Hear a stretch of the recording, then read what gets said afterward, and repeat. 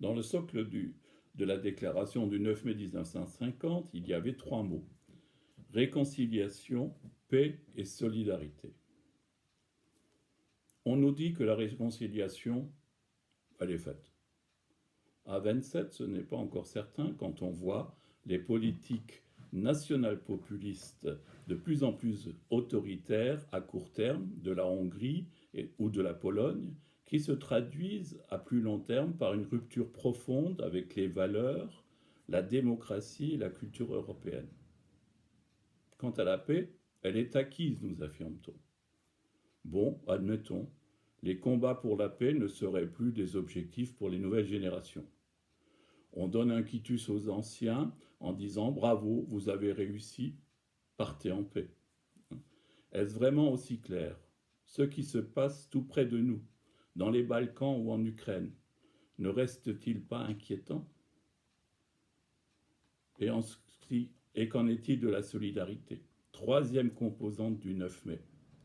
C'est celui du partage de la souveraineté. Partage qui nous taraude encore en 2020. Nous le vivons d'une manière douloureuse avec la pandémie du Covid-19. Les uns refusent tout transfert de souveraineté à l'Union européenne en matière de santé publique et ferment les frontières. Pendant que d'autres réclament plus d'Europe, plus de solidarité entre les peuples.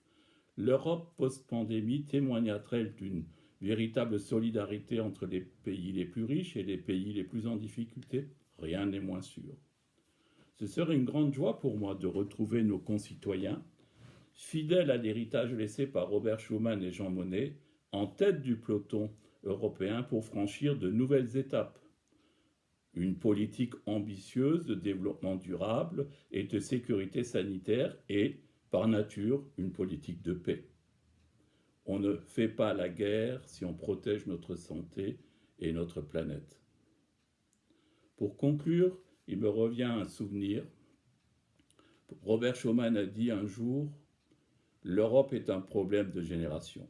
Il nous faudra du temps, mais ce qui est préparé par les aînés est valable que si les générations nouvelles y apportent leur enthousiasme.